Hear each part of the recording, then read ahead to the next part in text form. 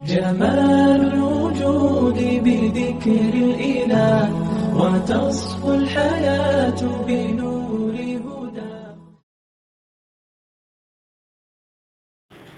نحمده ونصلي ونسلم على رسوله الکریم اما بعد۔ جیسا کہ میں نے آپ حضرات کو بتایا تھا کہ اس ویڈیو کا تجوید کے تعارف کا دوسرا حصہ بھی ہے، جس میں ہم وجوب تجوید کے دلائل بیان کریں گے۔ تو اس ویڈیو میں آپ لوگوں کو وجوب تجوید کے دلائل بیان کرتا ہوں کہ تجوید کا سیکھنا کیوں واجب ہے، تجوید کے ساتھ قرآن کریم کو پڑھنا کیوں واجب ہے، کیوں ضروری ہے۔ تو اس کے حوالے سے بتاتے ہیں کہ اللہ رب العزت نے قرآن مجید میں فرمایا ہے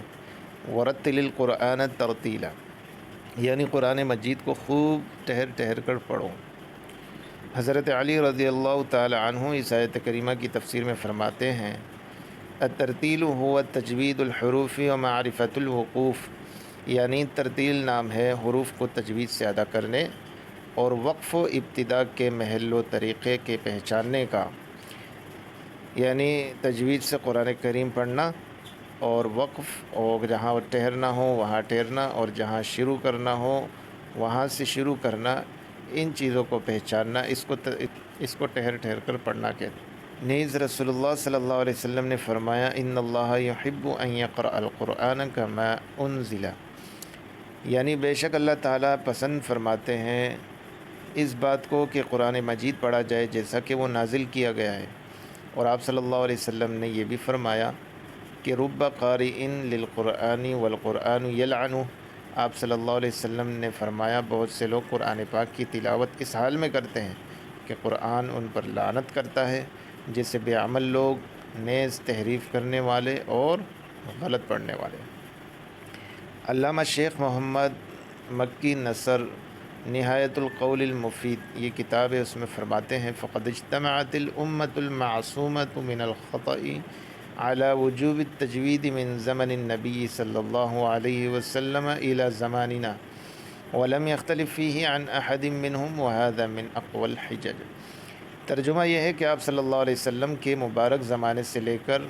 ہمارے اس زمانے تک علماء امت نے تجوید کے وجوب پر اتفاق کیا ہے، اور یہ اجتماع دلائل میں سے قوی ترین دلیل ہے۔ علامہ شمس الدین ابو الخیر محمد بن محمد بن محمد بن محمد بن علی بن یوسف الجزری الشافعی اپنے مشہور رسالہ المقدمۃ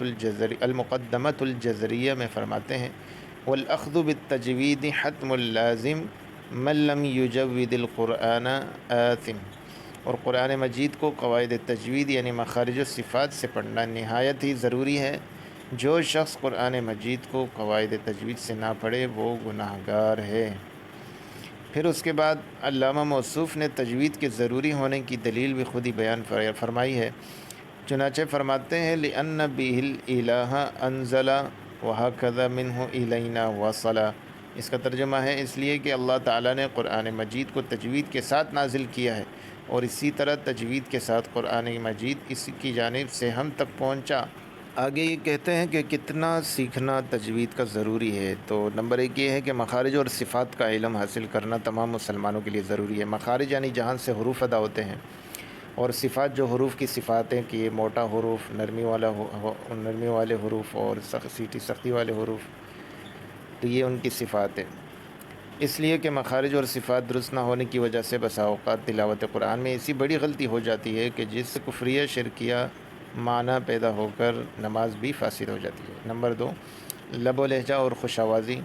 یہ حقیقت تجوید میں داخل تو نہیں ہے، یعنی یہ تجوید کی حقیقت میں تو داخل نہیں ہے، البتہ امر زائد مستحسن ہے، یعنی ایک زائد اچھی چیز، لحن جلی لازم نہ آئے ورنہ حرام اور ممنوع۔ البتہ امر زائد مستحسن ہے مگر لحن جلی لازم نہ آئے ورنہ حرام اور ممنوع ہے، اور اگر لحن خفی لازم آئے تو مکروہ ہے، اور اگر لب و لہجہ، خوش آوازی اور تجوید مخارج و صفات کی درستگی دونوں نعمتیں جمع ہو جائیں تو نور علی نور ہے۔ نمبر تین پہ وقف کا باب حقیقت تجوید سے خارج ہے، البتہ فن تجوید سے اس کا گہرا تعلق ہے، یعنی جو وقف جہاں ہوتا ہے، جہاں ٹھہرنا ہوتا ہے، اس کی بات کر رہے ہیں کہ یہ وقف جو ہے یہ حقیقت تجوید سے تو خارج ہے، یعنی تجوید کے اندر داخل نہیں ہے، لیکن فن تجوید سے اس کا گہرا تعلق ہے، جو تجوید کا جو فن ہے اس سے گہرا تعلق ہے۔ انشاءاللہ اب اگلی ویڈیوز سے جو ہے وہ باقاعدہ ہم آغاز کریں گے اور انتہائی آسانی کے ساتھ تجوید کو سکھایا جائے گا۔ آپ سب حضرات سے گزارش ہے کہ چینل کو جتنا زیادہ شیئر کریں گے اتنا آپ حضرات کو ثواب ملے گا۔ وآخر دعوانا ان الحمد للہ رب العالمین۔